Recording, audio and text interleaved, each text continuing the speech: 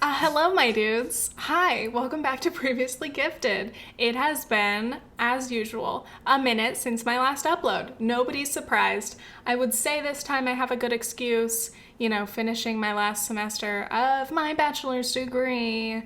And, is it an excuse, or is it a reason, or is it just that this podcast is by nature sporadic and I will never stick to a schedule? I don't know. We'll see. But actually, while we've been gone, Previously Gifted had its third birthday. Yes. 3 years ago in 2017, this podcast was born. And at that time, I had just recently moved to New York. I was unemployed. I was trying to find a job. I was trying to figure out college. Do I want to drop out? Earlier that year, I had been rejected from all of my transfer applications, and I was kind of having a very stressful moment. And I thought, hey, isn't this a great time to start a podcast where I can literally complain about my problems for an hour at a time? My first episode was actually called, I think, Broke and Confused. Being Broke and Confused is my brand. And that started the podcast off on a low note. I actually recently listened to that episode and some other earlier ones, and they were not as bad as I thought they would be. I mean, I know this podcast can be kind of depressing sometimes, but hey, that's because I don't like to censor myself, and if I'm feeling down, I think it is helpful to share that. I know some people, you might not be in the mood for a downer episode, but sometimes you are. I feel that. I relate. Sometimes I crave a downer podcast episode. But anyway, it is really amazing to see how my life has changed in the past 3 years, especially with college, finally transferring and starting that process, and now to finally be done with my bachelor's degree after all this time, all this stress, all the applications and tears, is really incredible. So I'm feeling very glad for myself. Sorry, I just heard some crackling and I'm like, is that my mic, or it might be my mic. The crackling might happen. I just love technical difficulties, but it's okay. Anyway, this is an episode about personal reflection. I personally get very in my feels at the end of the year. I get very nostalgic. I love to look back on things over the year and, oh, what about last year? What about 2 years ago? You know what nostalgia is. I'm also a really big fan of setting goals. I'm not super strict about it, but I feel like it does help me to have something in mind, something to, push myself toward in some vague way. Maybe because I crave the feeling of accomplishment and I want to give myself brownie points, like, oh, you did the thing. So I try to set myself up, like, come on, here's an easy one, here's a softball, drink water. But that ends up being actually the hardest goal I can ever give myself. But so I have goals from 2019 that I wrote for this year, thinking ahead, being very optimistic, not knowing obviously what 2020 would deliver to us. And I also have some goals for next year. I'm not going to share my whole list for next year quite yet. It was very strange to sit down and even try to write goals for next year, because I was like, I don't know if we can be doing this every year. Can we even be trying to predict the future or the settings in which we will live? I don't know. But yeah, I've also been getting organized. I love my year end, fixing up my financial tracking and my spreadsheets, and then buying my new planners and my notebooks and just being ready to start fresh. I know some people don't buy into the whole new year, new me thing, which I don't think I'm a new me, but I feel like I'm there is a little bit of a reset element. And also I think this is all especially exaggerated this year by the fact that I just graduated. So it's not only the end of the year, but it's also this huge transitional phase in my life where it's okay, I'm going from college and juggling YouTube and all that to I am transitioning to my post-grad life, my full-time YouTube podcaster who's gonna post consistently. I am thing. So there's a lot of preparation to do and a lot of excitement, a little bit of nerves also. But yeah, so that's what kind of vibe I'm in. But I totally understand if you personally have no desire to think about what you did or didn't do this year, or you have zero desire to think of any goals or whatever for next year. I totally get that.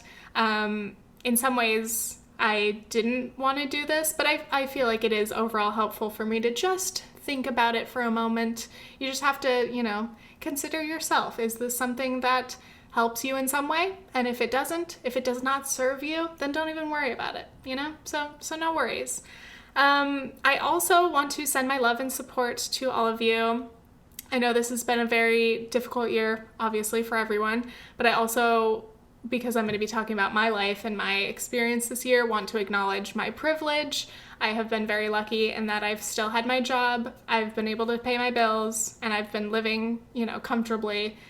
Yes, I've been at home, but again, as we've discussed in 2020, if your biggest problem is that you've been sick of sitting in your apartment a lot, that's relatively a good problem to have. So yeah, just want to acknowledge that, and I hope that you guys are all safe and well. And I hope that, I hope that our government gets its shit together, the US government, because for those of us in the US especially, this whole year and this pandemic has been so much more difficult than it ever needed to be. And it's just proven, the ways that our government is uniquely terrible. But anyway, this is not going to be a political podcast, and it's not going to be, I don't want it to be a heavy podcast. I want this to be a light kind of episode, so hopefully we can do that. And this is not going to be a comprehensive reflection about the year, obviously. But I think, again, let's get a light topic. Let's look at these very idealistic, optimistic goals that I had written for myself. We can have a laugh over some of the goals that I had. And yeah, we're gonna be kind to ourselves. We're gonna be kind to our past selves. We're gonna be kind to our future selves. I'm kind to me right now. We should all do that. Anyway, I'm gonna start off light. So I'm gonna get into my goals in a little bit, but first I want to start with my Spotify Wrapped 2020, which if you follow me on Twitter or Instagram, you probably already saw me post about it. And also, I don't think anybody cares about my Spotify Wrapped other than me, but I am the one with the microphone, so I'm gonna tell you what I've listened to this year. Oh my God, I am obsessed with tracking things and the fact that there are so many apps that, yes, I give, all of my privacy to, and I tell them way too much information about myself. Yeah, there's that trade-off. But the reward is at the end of the year, they give me this nicely designed little wrapped up package to spit some of my data back to me, and I get to enjoy it. I don't know what it is about tracking things and having very concrete numbers or quantitative or qualitative things to look at, but for some reason I'm very into that. Ooh, sorry guys. Hey, sounds very I don't know, I'm just such a dork. I'm such a geek, you guys. I like information about myself. But anyway, my Spotify Wrapped. My top genre this year was indie pop. And then we have pop, rock, art pop, and rap, which was pretty interesting because usually I feel like I have more folky kind of stuff in there and sometimes more indie combinations of genres like indie rock or indie folky bedroom pops. I don't know, but I'm fine with it. I'm fine with pop, okay? I'm fine with indie pop or whatever form. My top songs, Lights Up by Harry Styles was number 1. Number 2, Adore You by Harry Styles. I was a Harry Styles stan this year. I didn't even realize it. Again, I wasn't actively noting this, but was I always reaching for Harry's album? Yes. My third song is Rose Golden by Kid Cudi and Willow. And then my number 4 song is Bus Stop World by Cartoon Lizard. Highly recommend this band. They're an indie band, very indie, from Vancouver. Two of the band members are also band members for my friend and artist Haley Blay. So yeah, she recommended them and I love their sound. I do not want to sound like a music square right now, but sometimes I get vibes like Dirty Projectors type of influences, and I'm a big fan of Dirty Projectors. So when I listen to their music, it's just like, I feel like it's a great combination of all of the usual indie, folky, sometimes poppy music that I like. So, cool. I love trying to describe why I like the things I like. I'm like, it's exactly like the other things I like. So that's why I like it. And then we have number 5, Stars and Moons by Dizzy, which I was kind of surprised about, but I've definitely listened to it a lot. That's obvious. What bugs me though a little bit is that obviously my Spotify Wrapped tends to be dominated by the things that I listen to the earliest in the year, because then I'm listening to them a lot then and then probably continuing throughout the year. So like, I feel like things just get like a little twisted because it's like, oh, that's just what I listened to in January, and I always listen to my playlist for like 4 months at a time, so it just gets a lot of play time. Anyway, doesn't matter. My top decade was the 2000s. My top artists, Harry Styles, unsurprisingly. Lana Del Rey was my second, which Lana has been on my top lists like for the past 4 years, so that's not surprising. She's in a lot of my like older playlists that I go back and listen to. She gets recommended in different mixes for me. But this year, with her very problematic white feminist rants, I've felt like more uncomfortable listening to her music. We can talk about separating art from the artist or whatever. But yeah, it's just weird now that I like, when I see her stuff come up, I'm like, no, Lana, no. I almost want to put you in the corner for just a bit to like mentally reset, you know? Anyway, then we have number 3 top artist, Cartoon Lizard. Again, I told you, as soon as I found their music, I was like, this is my shit. I will listen to it nonstop. I have this thing on Spotify where, I don't know, I'd have to talk about how I build my playlist, but I basically, if I get recommendations or whatever, I'll add it to my playlist and then I just start listening, and then sometimes I'll go to the artist that I like and add a few more random songs, but it's not very methodical. And so there are often a lot of songs that I miss from artists that I absolutely love. So I had recently, after I looked at my Spotify Wrapped, I had gone back to Cartoon Lizard's page and I had found all the songs that I didn't already know, and I added those to my early 2021 playlist. So my obsession with Cartoon Lizard will continue.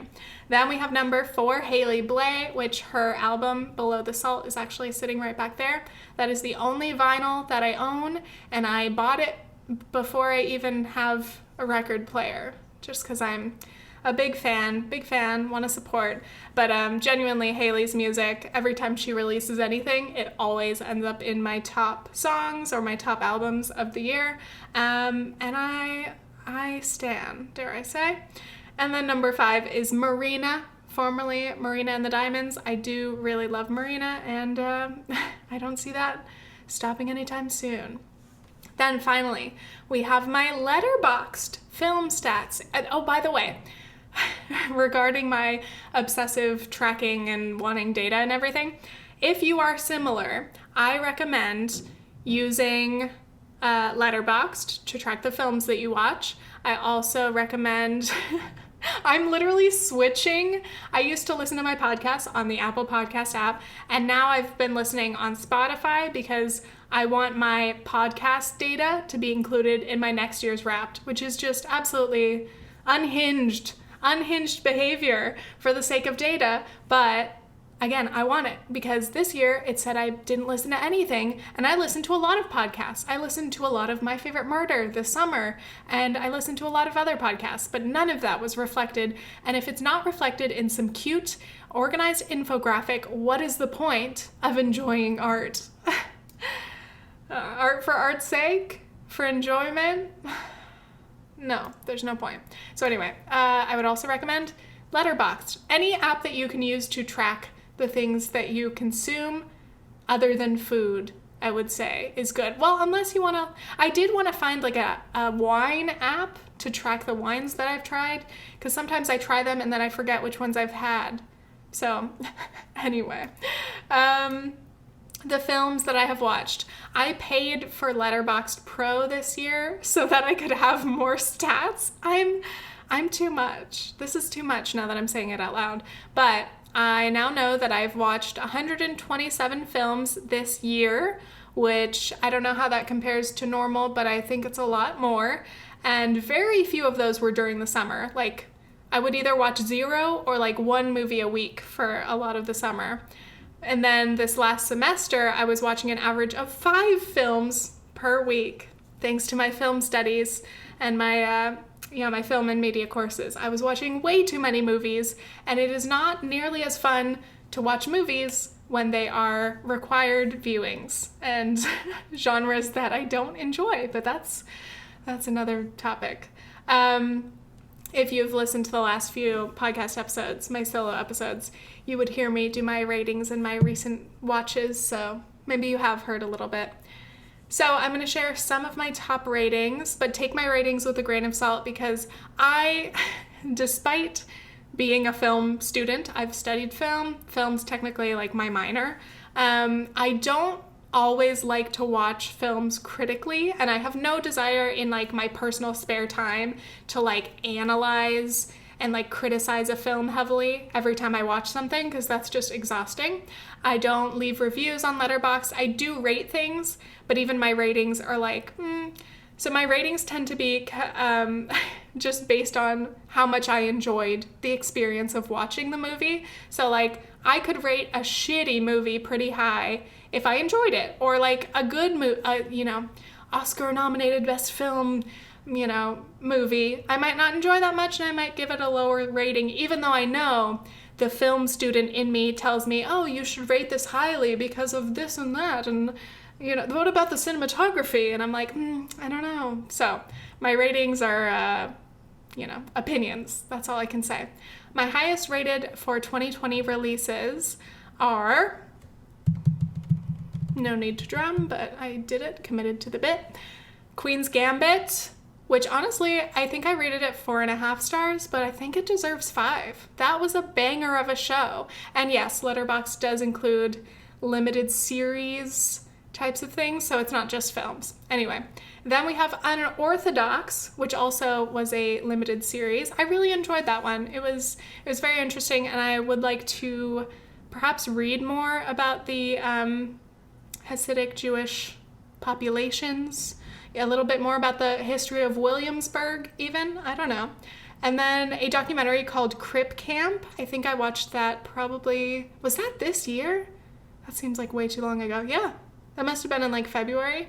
I really enjoyed that. It was about a camp for disabled young people, and it was really cool to see, these friendship groups form, and then as I remember, they all grew up and a lot of them kind of became disability activists, and they did like sit-ins and protests, and it was a great documentary, so I must have enjoyed it. Then we have Soul, recent watch, also Onward, which, come on, make me cry, all of these movies. The Trial of the Chicago 7, that was a recent watch. Tiger King, can't even believe that was 2020. We all feel like it's been a decade since.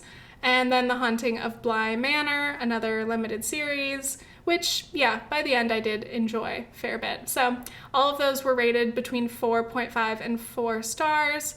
I'm a little more tough now. When it comes to giving out 5-star ratings, I'm strict. I'm not just gonna hand those out like I used to. So now I feel like I can like never rate anything 5 stars, because it's like so much pressure.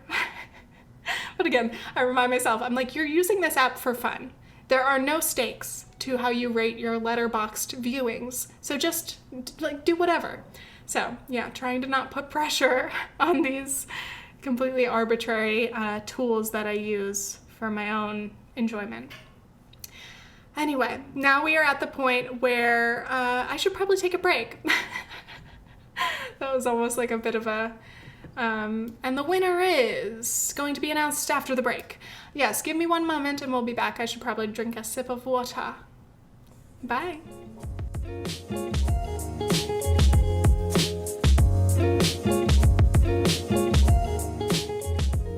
And we're back. So, one last little bit before we get into my 2020 goals. I just want to talk about the reflecting and organizing that I've been doing in the last few weeks. I was so excited to be done with school, and I kept planning ahead, like, oh, as soon as I'm done, I'm going to start posting video after video. I'm going to pre-film podcasts and stuff so that everything can go live. And then my brain was mush by the time I finished my last essay. And by the way, shout out to my professors. I think, almost all of them gave me extensions, which were so needed. And I would not have been able to get through writing all of my finals without that. I had one professor who said no, and I was kind of upset, but it ended up being okay. And I finished the assignment and I got a good grade in the class or whatever. But, so when I finished my last final, I was like, okay, so now I'm done. But then I realized I was like, I actually want a break. I would like to take some time, like off. No need to jump right back into work, like especially during the holidays and especially when we have so few celebrations going on. I was like, I just want to appreciate, having nothing to do, nothing due. And, Nathan's been off work for, a week for Christmas. And so I was like, I shouldn't be trying to work a lot while Nathan's here. I just told him that yesterday. He's like, well, we've just been kind of sitting around. Like, you could have been working this whole time. And I was like, shh, no. This is for your sake. It's for you that I'm not working, that I'm taking time off. And yes, do I spend many hours in the corner of my couch playing Animal Crossing? Yes, but that's for you, my sweet partner. So anyway, what I have been doing, I immediately started organizing and reflecting stuff that I had been putting off for a long time. So I got to go through my 1 second every day, which is another app for people if you're very nostalgic and you love to keep track of shit, memories, use 1 second every day. I've paid for the full pro thing. All these apps get me and I'm like, yes, pro, give me all the features. Thank you. It'll be totally worth it. But it is.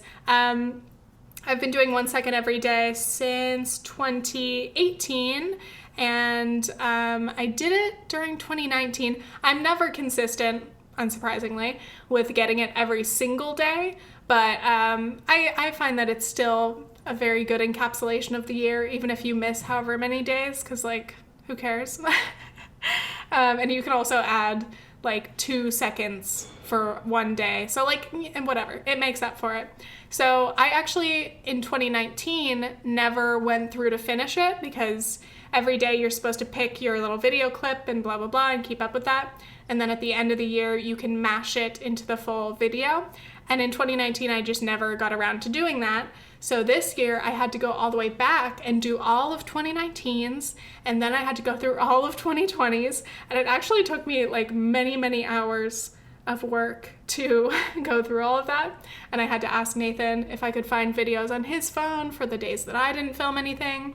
Very complicated stuff. And again, I'm putting this onto myself. This is completely voluntary. No one's telling me to do this, but I enjoy it because then I can look back on the memes and the good and the bad, especially this year. A lot of my seconds this year were capturing pandemic moments, which was not meant to be some, deep thing, but it was kind of just the first time I went to the grocery store and we were wearing our gloves and our masks and I saw a little sign that said something about social distancing. I was like, wow, I've got to capture this. I've got to capture what it feels like to be living this right now. So I'm glad that I filmed some stuff and the eeriness of the, highway signs that say stay home. I don't know.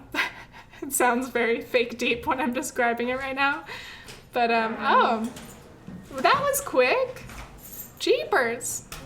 Sorry, Nathan just walked in the door. He went to go buy us snacks, and I thought he would be gone for a lot longer, but I think he just went around the corner. Anyway, as I was saying, my 1 second every day has pretty much been eerie pandemic moments and also just lots of my boyfriend and I on the couch because that is where I have lived this year. Just sitting on my couch, same spot every day. But that's, again, that's very typical for anyone who's been lucky enough to stay home for most of this year. Another thing I've been doing in the last few weeks since I've finished school, which actually I think it's only been like 8-9 days. I don't know. I've been organizing my finances. So I have a system. I have like an app that has all my transactions, and then I go in and make sure they're the right category and blah, blah, blah. I adjust the amounts if like I've been paid back for something. And then I put it into an annual budget spreadsheet on Google Sheets. And I ideally would do this ideally like every 2 weeks, but like maximum every month, so that I don't have a ton of stuff to go through. But I had somehow ignored this for pretty much the last semester, so I had to catch up on like 3 months of all my transactions and stuff, which again is not very fun work to go through, but there's no way that I could just let myself not do it. So I was like, okay, we're gonna have fun, and then again we'll have all the data, we'll have the information, we'll be able to see how much we spent on gifts this year or how much we spent on personal care. It's like, wowee, cool. But I think it really is helpful, especially for me, to reflect on, my financial goals for next year, or what do I need to cut down on, or, how much am I spending in general? Is lifestyle creep happening? Lifestyle inflation? So yes, now let's finally get into my 2020 goals, okay? I know that I can just ramble forever, but we're finally getting to the point of this episode. So I had this piece of paper that I found hidden in my desk where I wrote all my goals down, and I'm gonna go over them.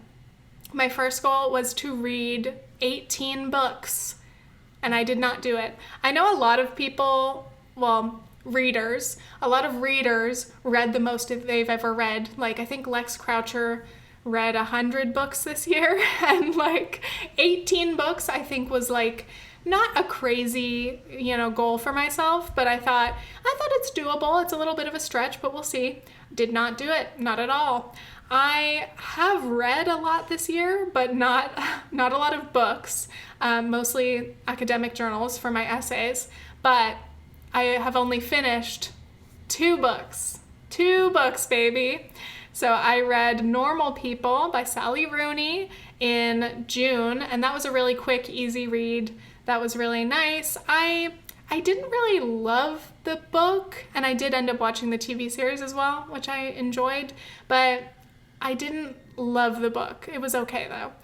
My biggest accomplishment in terms of reading was this summer. I finally finished It by Stephen King, which is a massive book. It's 1,116 pages. It is thick. It is such a pain to carry around. One time I considered literally cutting it in half, until people told me that that is blasphemy for books. But really I was like, why couldn't they have made this book in 2 parts? Because I literally just don't want to carry around all these pages. I had started reading it, I think in like 2018 or 2019, I don't remember. It was early enough to where I wanted to finish reading it by the time that It Part 2, the movie, came out, and I just did not do that. So this summer I finally had some time to do reading, and I was like, I'm going to read this fucking book. I'm gonna finish it. And again, I enjoyed the book, but it's just so much, and it feels like it's never ending. So I finished it in July. I felt like a marathon runner, and this year I read 701 to 116. No, I'm not saying that right. I read the last 415 pages. So that's actually not like that much, but for some reason it felt like a lot. So anyway, and then I also have a few books in progress. My Goodreads, again, another app where you can track shit.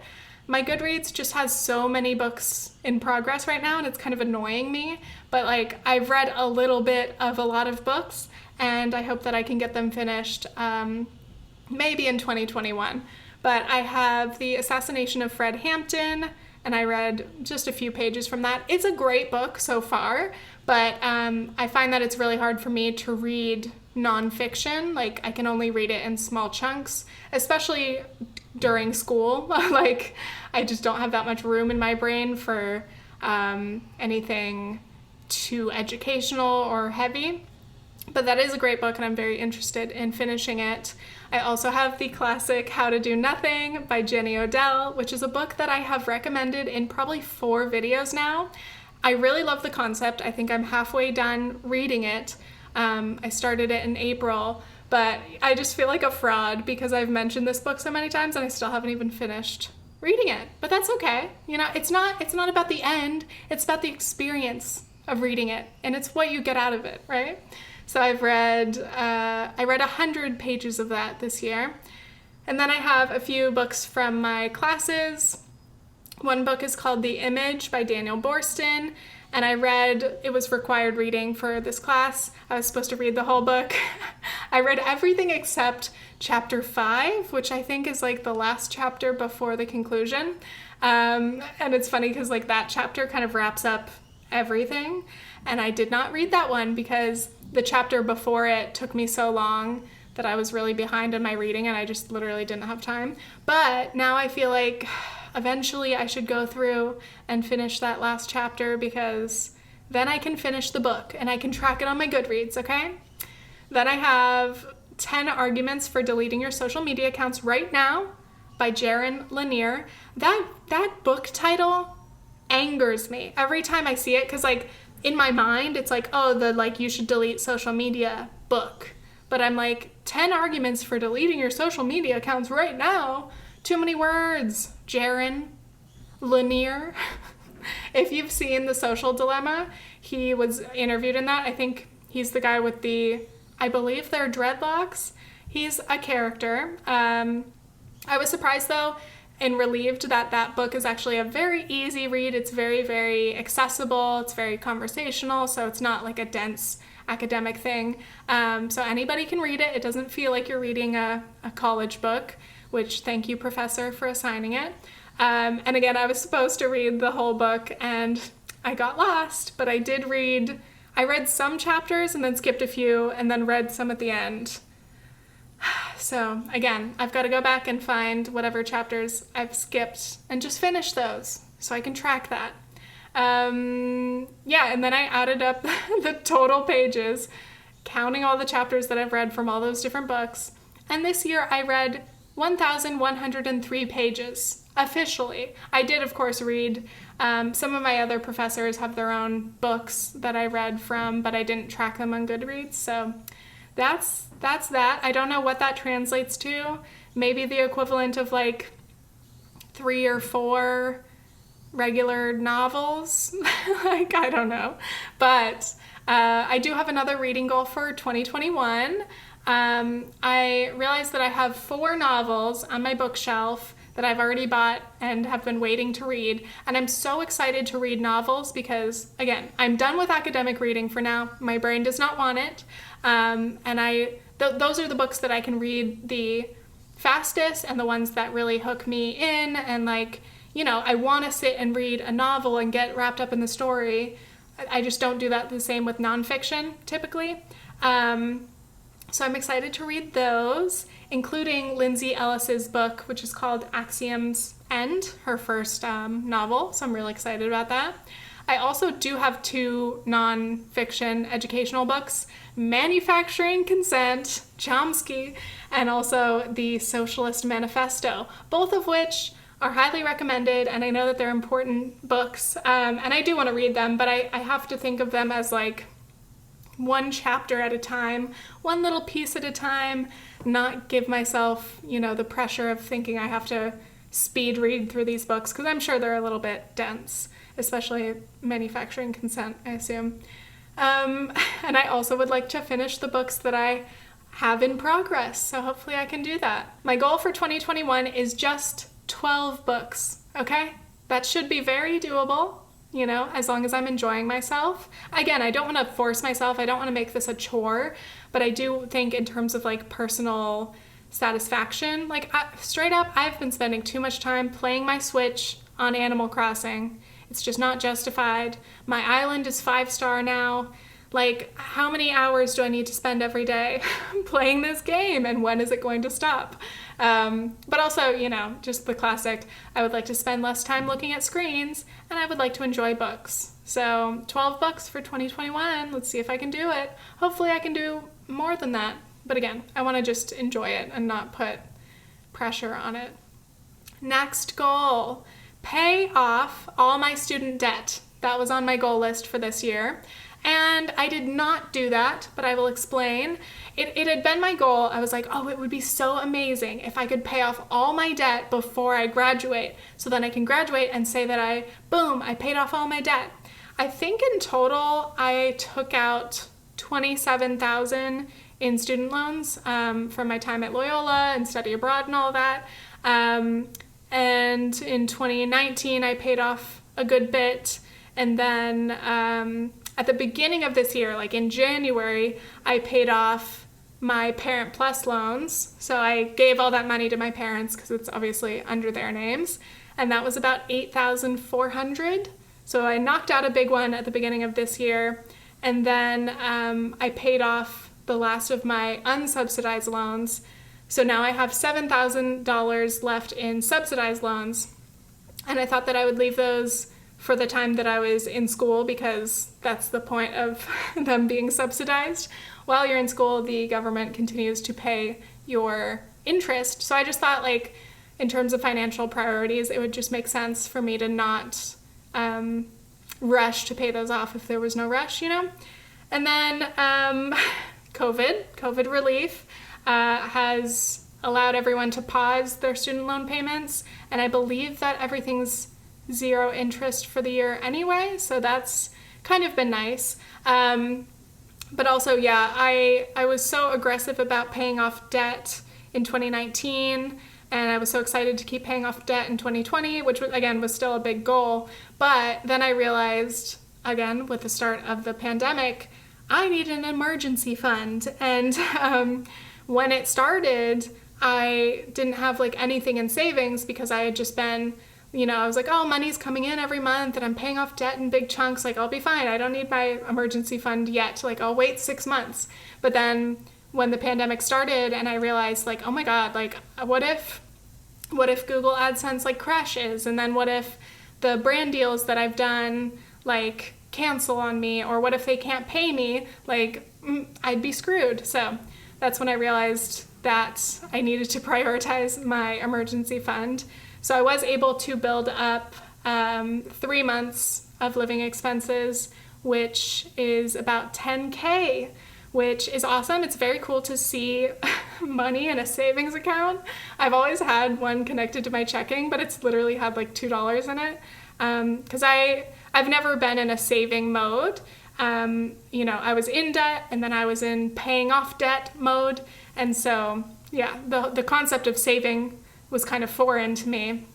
And that's something that I had to learn this year and really value. And it's something that's been a huge relief because, you know, at the very least I know, you know, I can pay my rent for the next few months, or whatever happens, I have this little bit of a cushion, which is great. If you're in a position where you can build up your emergency fund, I highly recommend that you do it as soon as possible. And even if you're, you know, in a not great financial position, just try to make a plan and save even little bits of money every month toward that, because it's very important. By the way, sorry if you can hear my hissing heaters. It's that time of the year, it's the winter, and even if it's the middle of the day, the heaters turn on at odd hours and it ruins my audio, but that's fine. So yeah, the emergency fund was actually on my to-do list as well, so that's good. So wait, was I thinking about it? Oh, okay, so I did put it on my list before the pandemic started, but it just wasn't my priority. I got it. I opened a high-yield savings account with Ally, which is an online bank. It's highly recommended. Their interest rate has gone down a lot, like consistently, like every month they keep cutting it, which I don't really mind because it's just more about me getting used to putting my money in a different place and not touching it. I also really like their bucket system. So like you can have one savings account, but they can do little buckets. So like you can unofficially move the money around and distribute it the way that you want. So I have like my taxes, savings, and I have my emergency fund and other savings buckets. So sorry, I'm choking. That's fun. My voice is going. It's really hard to, I sound like I'm crying. I'm not. I've realized obviously through this whole year I've been talking a lot less. So every time I even film a video, or if I record a podcast, or even if I talk on the phone to my mom for like an hour, I start to lose my voice because I don't talk that much anymore. So I really need to start doing like vocal warm-ups or exercises because it's painful. But I'm like, hey, don't worry. I'm enjoying doing the pod. I just wish that my voice would function. Anyway, continuing. Another financial goal I had for 2020 was opening a Roth IRA, which I did. Finally, I started a retirement account. This was a big deal to me because everybody emphasizes how important it is to start your retirement fund early, the younger the better, blah, blah, blah. And so for me, I was a little bit intimidated. Like, I didn't know where to begin. I didn't know who to go with. I didn't know, I knew that I needed a Roth IRA because I'm self-employed. So I don't qualify for like a traditional IRA that you would get with a different job as an employee. So anyway, it's going well so far. I have not fully funded it for this year yet, but maybe I will if I find that money. I'll need to take a closer look at my expenses. But with a Roth IRA, there's not the same tax benefit as there is with other IRAs. Because I think Roth IRAs are after tax money.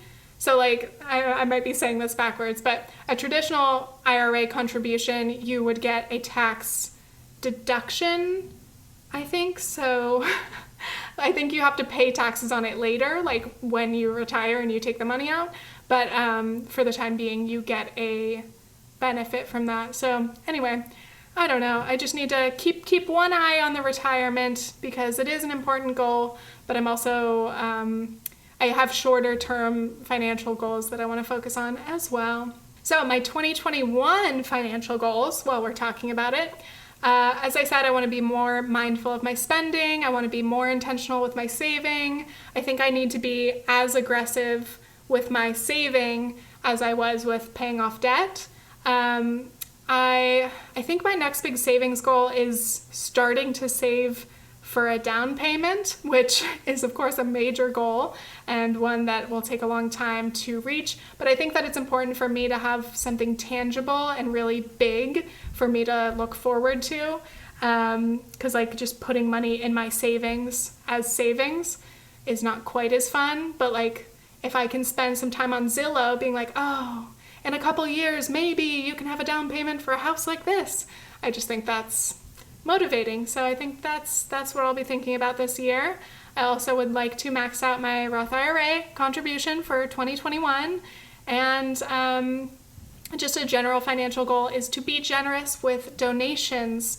So this year I've donated a lot, usually just small amounts here and there to mutual aid groups or just direct Venmo or PayPal to people that I see on Twitter or anywhere else, or just smaller fundraisers, GoFundMes. I just watched a video today about nonprofits. I'll link it in the description. And basically just how, it's not a big secret for a lot of people, but a lot of the money from nonprofits tends to just be for employee pay and blah, blah, blah. And for a lot of organizations, the amount that actually goes toward the cause is very little. So I think that it's awesome in the ways that you can to just contribute directly to people. And that's why mutual aid is so important, because those mutual aid funds are just direct. They give directly to people or directly to specific causes. And it's even better if you can find mutual aid funds in your area so that you can, directly be supporting your community. So that's something I want to do more, and I want to find more local, either Queens or just New York City based funds. So we'll do that. My voice is really going. This is getting painful, but it's okay. My next to-do for this year was graduate with honors, question mark. That's how I wrote it. Yes, well, I am graduating, and I believe I'm graduating with honors. I think I have a 3.88 GPA, which is magna cum laude. Do not know how to pronounce that. I've been dreading saying that because I don't know how to say it out loud. Magna cum laude, summa, it's magna. The second highest honors, which is cool, but also am I a little bit salty that I didn't get the top honors? Yes, because the top honors start at 3.9 or 3. Yeah, I think 3.9. So I'm kind of pissed because, like, you know, I got like a B+ once, and like that could have been the difference between this honor and the higher honor. So that's my previously gifted brain just being like, your GPA matters. And I'm like, no, it doesn't. And they're like, yeah, it does. What about the honors that you get? It's like, maybe if I apply to grad school someday, it'll matter. But I mean, I did well enough. So I'm happy with the GPA I got, and I'm graduating, okay? Whew. My commencement, I think, is in like 2 weeks or something. I'm very excited. It still does not feel real. Next goal on my list for 2020 was to submit a film to a festival, and no, I did not do this. My goal was vaguely Bufferfest, if you're familiar. I don't know why, but I've seen some of my YouTube friends go to Bufferfest and like submit short films to that, and so like I was just imagining like I want to go to Buffer, I want to see the YouTube people, I want to go to Toronto, and yeah, that did not end up happening. Even if it wasn't 2020 with COVID and everything, I just would not have had time to like create a short film this year, I don't think. But this goal is on my list again for 2021. It is important to me to still try to hold myself to a higher standard and try to create films, quote unquote, instead of just videos. I just want to push myself that little bit further in terms of production and organization, and hopefully I can create something that will be accepted by a festival someday, because I crave, you know, outer recognition, you know? My next goal for 2020 was be a Bernie Sanders delegate at the DNC. So, wow, this is a lot. And this was like a major goal for me this year. So, you know, the presidential election that happened, you know, the primary that happened. I obviously wanted Bernie to win. I've been a Bernie supporter since 2015. And I wanted to be a delegate, which would mean that if Bernie got enough votes in my district, I could be sent to the DNC to act as a voter for Bernie Sanders. So the DNC was supposed to be in Milwaukee this year, and yeah, I was really looking forward to it. I was like, I'm going to manifest this. I was like, not just me like going to Milwaukee, but also Bernie Sanders being nominated. Can you imagine President Bernie? Moment of silence. That one still hurts. It cuts deep. So yeah, also the DNC is the Democratic Nominating Convention. Is that what it stands for? Sure, close enough. So yeah, it's a really big deal, and in a typical election year, I think it's like a 3 or 4 day event, and like it's kind of hectic, and you're in these giant arenas, and from what I've heard, it's just cool to like have all the energy and the excitement, especially of the other supporters of your candidate. And obviously, if Bernie had been nominated, that would have been, oh my God, I could cry. That could have been, you know, a really, really momentous occasion, and it would have been something that personally would be really powerful to me. Am I crying? Can I still cry about Bernie losing every time? Do you guys remember? Okay. I don't know when I've mentioned this. I was featured in a documentary for Vice called Bernie Blackout, and one of my old friends from my more political days was producing it, I believe.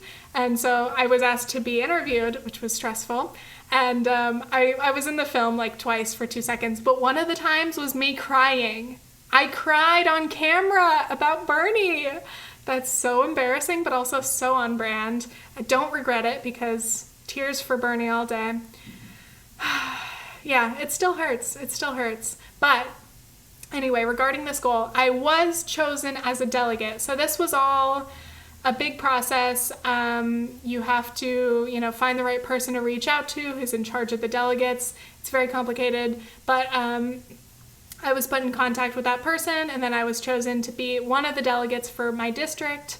And then I actually tried to quit, which was like last New Year's Eve. Wow, a whole year ago. I had almost quit because I was nervous and I didn't know if I could actually handle the pressures of like, you're supposed to go out and like petition in your neighborhood and you have to get a lot of signatures. And I just got like scared all of a sudden. I was like, no, maybe I'm not good enough for this. Like maybe this is too much to put on my plate. I don't know if I can do it. And then they basically told me like, we actually can't have you quit because like we don't have any backups. So like you have to do this. And I was like, well, okay. I was like, well, if I can't quit, then I'm in. But yeah, I forgot about that. I forgot that I almost quit. How fucking cowardly of me, you know? That's so typical of me, which is something that I'm not proud of, is like, I am so, like, I am truly, in a lot of ways, pretty lazy. Like, I'm scared to put too much on my plate. I'm scared to overpromise and underdeliver. And so a lot of times I'm more inclined to just say no to opportunities or just bail on something rather than like, rising to the occasion of a challenge. But so yeah, I was chosen as a delegate, and then in, last January, we were out in my neighborhood with our I have like 10 clipboards in my desk now, and I have this massive stack of all the papers. We had to get signatures for our delegates, which is me and I think 5 other people. And then we also had to get separate signatures for Bernie as a candidate. This is all because like New York State has its own rules for the nominating process. So it's actually very difficult. And if you've ever done any kind of activist work, or if you've ever just tried to get people to sign something, any sort of petitioning, it's really hard. It's really hard to catch people's attention. It's hard to, you have to, in this situation, you have to find people who support Bernie. And like, it's not like I'm in, areas of Brooklyn that are really, overflowing with Bernie supporters. So it was a little bit harder to find Bernie people in my neighborhood, but we found enough. And it was really challenging because it was so fucking cold. It was like January. So it was one of the coldest times of the year. And I would just be like freezing with my gloves and my big puffy jacket and like trying to like not drop pens and papers all over. A real fun time. But one of my friends, Tammy, came out to do some petitioning with me once or twice, and that was really kind of her, because it's scary, it's hard, like one time I signed up for a shift and the woman leading it was like, okay, here, you guys just go down into the subway stations, just go down and like try to catch people there. I was like, this is the hardest thing ever. Like, first of all, if I were in a train station and someone were trying to come up to me, subway station, and someone were trying to come up to me, I'd be like, no, sorry, headphones, sorry. Like, like I'm just not in the mood to sign something right now. Who knows what they're going to ask me about? So like being on the other end of it was really difficult. And I'd go up to people and try to like do my little spiel, give my, summary, and then their train would show up and then they'd have to leave before they could even sign it. So I was like, this is not working. This strategy is not effective for me. You have to be somewhat of a salesperson. You have to be, a little more extroverted than I am. So I was a little too scared of the rejection and like the personal interaction. But shout out to people who are, petitioners or activists. All the local grassroots people who work on these campaigns are just absolute heroes, and they really put in so much time and effort to run these campaigns. Anyway, so with COVID, but also with everything that happened with the election, I haven't even really talked about this on the podcast, which is so funny. I don't think I ever really gave my final thoughts or talked about it as the primary was going on, but there were moments where I truly thought that Bernie was going to win, such as after Nevada, and then, everything happened after Super Tuesday, and then all of a sudden, I think it was when Biden won big in South Carolina, and then he got, I think, Clyburn's endorsement. This is all probably irrelevant to most of you, but I'm just going through my memory. And then Amy Klobuchar and Pete Buttigieg both dropped out all of a sudden to support Biden. And then, it was just a mess. Oh wait, then Super Tuesday happened. Ooh, geez. It's hard to look back because like that is something I was really passionate about. And like, I feel like I go through phases with politics because I'm so disillusioned by like politics as usual. But Bernie and his campaign specifically, and, Justice Democrats, those type of candidates, those are the people that actually get me excited and get me involved and make me want to stay informed. But a lot of politics tends to be very depressing. So I understand why a lot of people don't want to be involved or even pay attention, because sometimes it's just so, either it's disappointing or it's just overwhelming. But yes, so Bernie did not get the nomination, and that was like actually heartbreaking. And that was a tough thing. But I am really glad that I got to be a delegate. I was literally on the ballot. I got to go to my polling place and vote for myself as a delegate. And then I think Bernie ended up winning 2 delegates in my district, but I was number 3. So even if the DNC had actually happened in person, I would not have been a delegate because only 2 won in our district. But anyway, it was really cool, and it was an honor to be a delegate for a campaign that I love. And hey, we're about to have President Biden and VP Kamala, which is fascinating. But hey, to get rid of Trump is something that I don't think I have appreciated enough this year since we found out the election results. So yeah, I think that's definitely something to look forward to, obviously. I will not let my sadness about Bernie get in the way of my happiness in saying goodbye to Trump. Bye, bitch. Okay, my last few goals. 1 million subscribers. 1 million was on my goal list for 2020, and no, that did not happen, especially not with my upload schedule this year. I think I posted like 1, maybe 2 videos a month, but obviously busy with school, sorry. But I did have about 460,000 at the beginning of the year, and now I have about 630,000. So my channel still grew a fair bit this year, even with me barely uploading. So I'm very lucky, and I'm very lucky my videos still got decent views. I'm glad that people, continued to support me when I upload. That's like my biggest fear is, if you don't post enough, your audience is going to disappear and the algorithm's going to hate you. But I was very, stressed and busy this year with college work mostly. And so anyway, thank you guys for watching my channel. As always, thank you for watching my main channel. Thank you for supporting the podcast. It really does mean a lot, and I don't want to be super vain about numbers, but in terms of writing goals, I feel like it's a very concrete thing to look at. So it's not about the numbers, but also the numbers help, if you know what I mean. So for 2021, one of my goals is for one of my other channels, either this podcast channel or my second vlog channel, to hit 100K because I want another silver play button, plain and simple. I have one for my main channel, but I have one of the last, frankly, ugly versions. They have this like shadow box one, which is the one I have. And then very soon after I got mine, they upgraded it to like this more sleek silver one. And so, yeah, very selfishly, I want another silver play button. So the only way I can do that is hitting 100K again on another channel. So we'll see if I can do that. We'll see if I can make the content on this channel or my vlog channel interesting enough.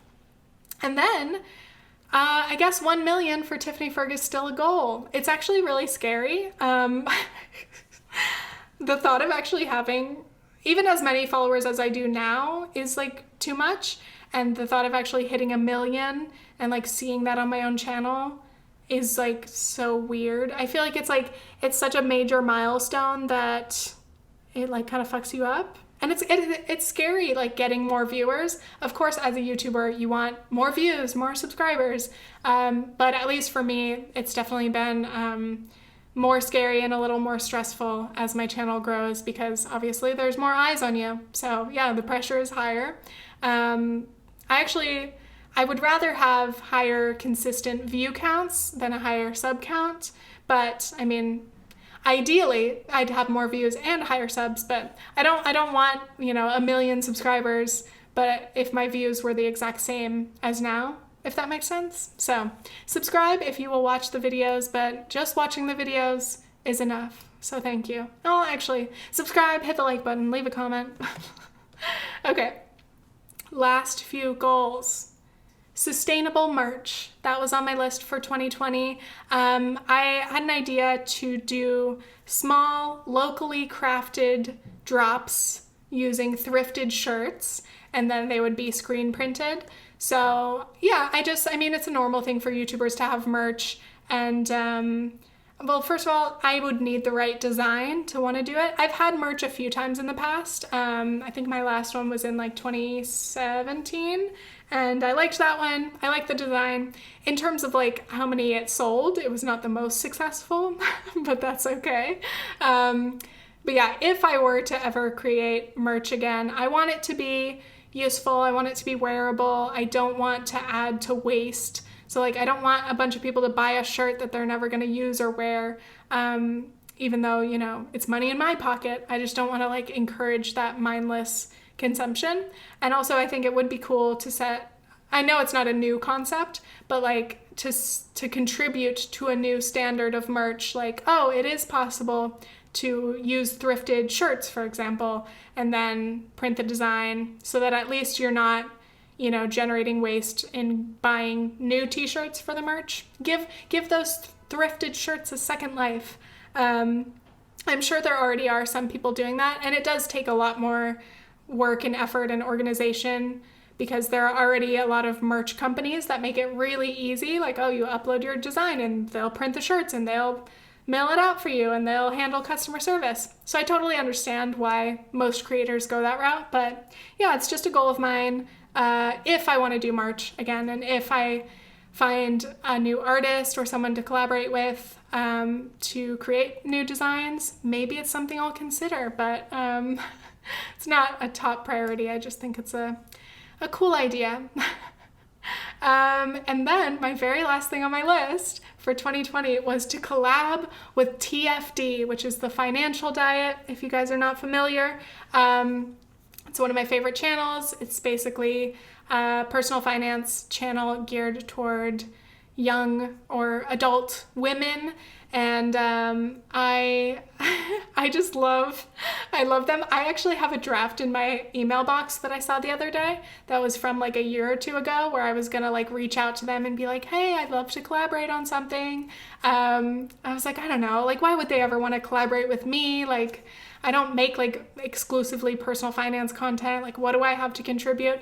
But this year in March, Chelsea Fagan reached out to me. She had tweeted that she wanted to have me on her podcast, The Financial Confessions. And I literally fangirled so hard. I was so excited. And I was like, yes, Chelsea, oh my God, I would love to. I'm in New York. You're in New York. I can come to the office. We can record the podcast. And that was like a few days before lockdown started. So obviously we have not done that. But hopefully maybe her invitation still stands, and maybe someday when it's safe, I can be featured on the podcast. But yeah, that was just one of my goals, because she is a hero of mine in terms of creators that I really admire. And I love the Financial Diet. I love the channel. I love what they do to make personal finance not only more accessible and a little bit less like a lot of personal finance content is like Dave Ramsey, hustle culture, men, like it's very male dominated. It's very ruthless, capitalistic, like do whatever you need to maximize your money. That's all that matters. And it's like, I like that TFD has a lot more of a just a better a better approach. No, it's a lot more considerate of different circumstances. It's a lot more considerate of like community health and well-being rather than just like personal, very hyper individualistic wealth hoarding.